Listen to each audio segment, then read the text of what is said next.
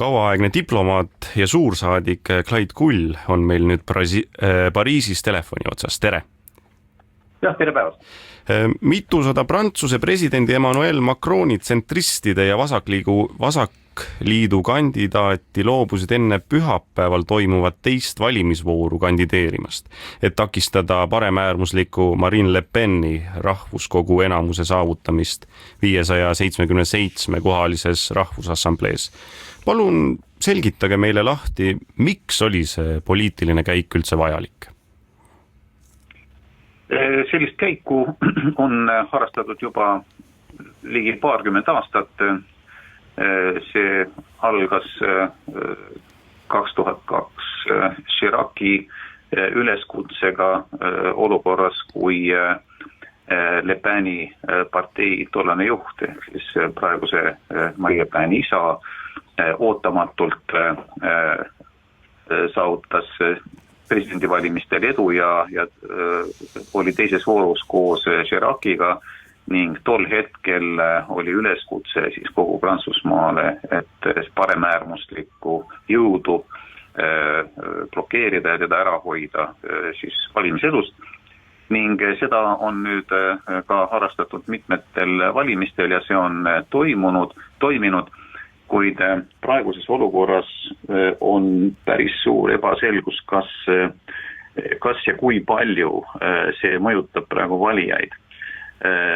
See Prantsuse valimissüsteem on selline, et teise vooru pääsevad edasi 2 enim häält saanud kandidaati ning kandidaadid, kes saavutavad ka 12,5% registreeritud valijatest. Ning seetõttu seekordse valimise osalusmäär oli tohutult kõrge, see oli ajalooliselt üks kõrgemaid viimase 30-40 aasta jooksul ning tänu sellele pääses teise vooru üle 300 kandidaadi lisaks, kes olid siis saavutasid 3. või 4. koha. Ja see hajutab häälte hulka ning seekordne üleskutse siis vasakpoolsete ja Macroni poolt oligi, et siis need 3. ja 4. koha saanud kandidaadid loobuksid oma kohast ja siis lootuses, et nende hääled läheksid kas siis vasakpoolsele liidule või jääksid üldse hääletamata ja ei läheks parempoolsetele. Ja nagu ma ütlesin, et see lootus võib töötada, see natukene võib-olla töötab selles suunas, et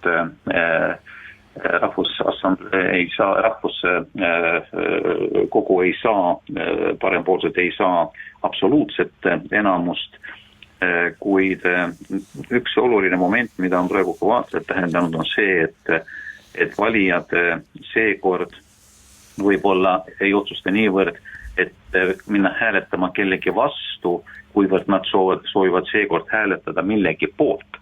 Ja see muidugi on üpris ettearvamatu olukord, nii et seda saab nüüd siis pühapäeval näha. Jah, ootame siis pühapäeva teise vooru tulemused ära ja siis saab tõesti näha. Clyde Kull, Venemaa läheneb Põhja-Koreale ja vastupidi, Iraan on muutumas üha agressiivsemaks. Hiina püüab ennast poliitiliselt üha enam kehtestada. Poliitilisest tsentrist paremal või vasakul olevad poliitikud koguvad mitmel pool Euroopas populaarsust. Kuulge, kas maailm on astunud mingisse uude ajajärku? Kas me võime niimoodi üldistada? Need tendentsid on juba mõni aeg aset leidnud. Nad teravnesid loomulikult Venemaa agressiooniga Ukraina vastu, kui see poolte valimine nagu teravnes veel kord, kuid ütleme selline Ameerika poolt juhitud maailmakorralduse võnkumine hakkas aset leidma juba natuke varem, ütleme juba Obama administratsioonist alates ning see, et Ameerika muidugi tõmbas ka välja Afganistanist, sai päris selliseks suureks tõukeks veel sellisel polariseerumisele. Olgem ausad, et ka Ameerika juhitud maailmasüsteemis on ka USA kasutanud väga tugevalt oma finantsmõjujõudu riikide mõjutamiseks läbi erinevate siis sanktsioonimehhanismide ja see on esile kutsunud siis palju sellist ettevaatlikkust ja ka vastuseisu ning ütleme need tendentsid siis nüüd pärast seda Ukraina sõda on just süvenenud ja noh, ütleme, et nii, et ka tänane kohtumine Kasahstanis, Shanghai koostööorganisatsiooni kohtumine osutab sellele, et Venemaa ja Hiina püüavad sellist multipolaarsust edasi arendada. Sellel kohtumisel osalevad ka India ja Pakistan näiteks, ehk siis osalejate kogu rahvaarv on 40% kogu maailma rahvaarvust. Et seetõttu selline, ütleme, NATO vastasus, USA vastasus on süvenemas ja selline poolte valimine on täiesti siin olemas. Noh, ütleme, kui kaugele see praegu läheb ja millistele tagajärgedele me sellega võime jõuda, on mõtki veel vara öelda, aga see areng iseenesest on tõesti muret tekitav. Maailm ei ole kindlasti mustvalge, aga praegu tundub kohati, et laias laastus saame me riigid jagada headeks ja halbadeks riikideks. Aga nii lihtne see ju ei ole. Või palju neid laveerijaid üldse on, kes vahepeal hoiavad sinna heade poole, meie mõistes heade poolele ja siis sinna teisele poole fronti? Neid riike on päris palju ja eks seda on osutanud ju mitmed arengud, seda võib vaadata näiteks ka ÜRO hääletamiste puhul, kus kusagil 1/3 kuni pool maailmast jääb siis kas erapooletuks või võtab tihtipeale Vene ja Hiinamaa suuna. Seda arengut me oleme näinud sellises globaalse lõuna ja BRICS liidu arengutes. Mustvalget on see raske öelda, sellepärast, et suur osa nendest riikidest, kui me võtame kas Lõuna-Aafrika, Brasiilia, Lõuna-Ameerika teised riigid, nad ikkagi laveerivad mõnes mõttes, nad katsuvad siis nagu siit mõlemalt poolt endale mingisugust kasu saada ja kalastada, kuid on selge, et käib suur globaalne võitlus USA ja Hiina vahel. Ja eks selle mõju nii majandusliku siis kui ka sõjalise mõju pärast ja Hiina poolt eelkõige just Vaikse ookeani regioonis, kus Hiina püüab enda ülemvõimu kehtestada, mis loomulikult ei sobi ei Austraaliale ega teistele USA liitlastele seal. Ning see vastasseis muidugi areneb praegu ja saab ju näha ka, kuidas see millise majandusliku vormi see võtab siin praegu, eriti nende uute tehnoloogiate arengutega. Ning me nägime, kuidas seda võib ka väärkasutada ja just COVID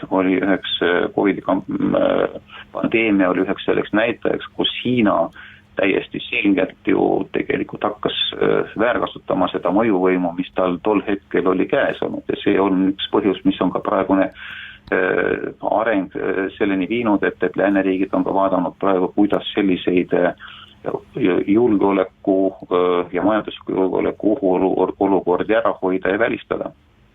Räägime korra lõpetuseks Euroopa Liidust ka. Keerulise poliitikaga Ungari sai eesistujaks ja kohe tegi selle riigi peaminister Viktor Orban visiidi Kiievisse. Orban, kelle juhitud valitsus ja kelle aetud poliitika on olnud Ukraina toetamisel tõrjud. Mida see visiit märgib? Kas see tähendab mingit muutust Orbani ja Ungari poliitikas? Ma just võin, see mingi väga suurt muutust tuleb, aga Orban on vilunud poliitik ja taktikaliselt ta selle sammu pidi astuma, et natukenegi vähendada seda Ukraina vastasseisja rolli, eriti praegu eesistumisel, see oleks teda kindlasti seganud, siin ääritanud, nii et ta saab praegu seda näidata, et ta on teinud ka mingisuguseid samme Ukrainaga lähenemiseks. Ma ei usu, et siin midagi väga suurt praegu muutub, sest Ungari jaoks on väga tugev sisepoliitiline kaart ikkagi Ungari vähemused Ukrainas ja sellest kaartist Orban ei loobu, nüüd saab näha palju ja milliseid samme siin Zelenski teeb ja Ukraina palju nad suudavad siis veenda ja rahustada Ungarit siin. Aga seal on üks teine päris oluline moment, millest on vähe räägitud ja see puudutab energiat ja gaasi. Sest gaasitransiidileping läbi Ukraina selle aasta lõpus lõppeb, aga see on olnud üks olulisi gaasitarne allikaid Ungarisse. ning samuti on tegelikult saanud ka Ukraina gaasi, sama gaasi, mis on läinud Ungarisse läbi siis nende nõutud swap-tehingute ja kindlasti Ungari jaoks on see üks päris oluline praegu moment, et kuidas seda gaasitarnet pärast seda aasta lõppu tagada, nii et see võib olla ka üks praegu läbirääkimiste momente, mis Orbanil kindlasti oli veel endal tagataskus. Aitäh, diplomaat Clyde Kull saatesse Siik tulemast! Aitäh teile, kõike head päeva!